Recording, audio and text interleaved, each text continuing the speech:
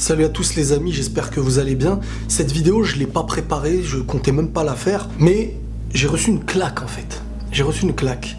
J'ai vu le visage d'une mère en fait qui venait de perdre son enfant. Voir quelques secondes le visage d'une mère qui vient de perdre son fils il y a quelques temps, ça m'a mis une claque pas possible. Ça m'a mis une claque et ça m'a rappelé que toutes les tristesses que j'ai vécues jusqu'à aujourd'hui, en fin de compte, c'était... Et c'est avec des mots sincères que je le dis, c'était des bonheurs intenses. À côté de cette réalité en fait que certaines personnes vivent et certaines douleurs qui sont réellement de la tristesse et des douleurs. Nous, ce qu'on vit, et quand je dis nous, je parle de moi, et globalement des petits problèmes, parce qu'il y a des gros problèmes aussi qui existent à côté, et c'est pas parce qu'il existe pire d'un côté que faut sous-estimer et dire c'est rien quand c'est quelque chose. Mais les vrais problèmes, on les vit pas réellement tout le temps. C'est les plus petits soucis qu'on appelle des soucis qui, en fin de compte, ne posent pas réellement de problème à notre vie de tous les jours. C'est juste qu'on veut et on n'a pas.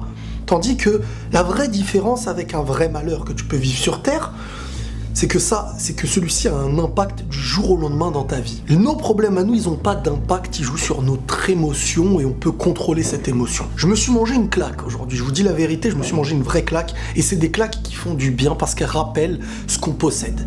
Et elle nous remet un petit peu les choses à la juste échelle aussi. Réussir à se contenter de ce qu'on possède.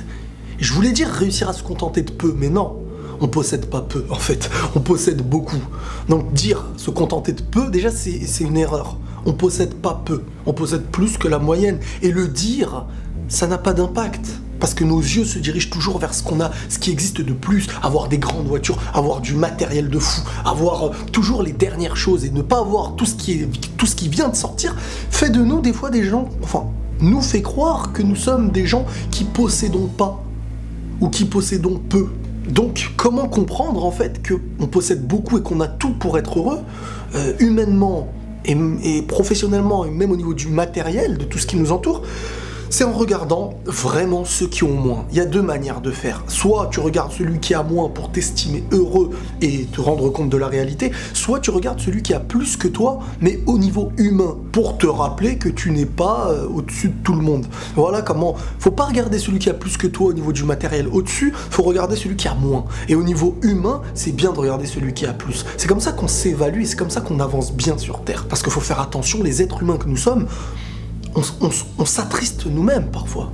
On se crée nous-mêmes parfois des petites dépressions. On est comme un bébé qu'on prend dans les bras en lui expliquant « c'est triste ce que t'as vécu, franchement pleure, fais ceci, fais cela », mais avec nous-mêmes. On se dit nous-mêmes tristes, on s'aggrave nos situations et on s'enferme.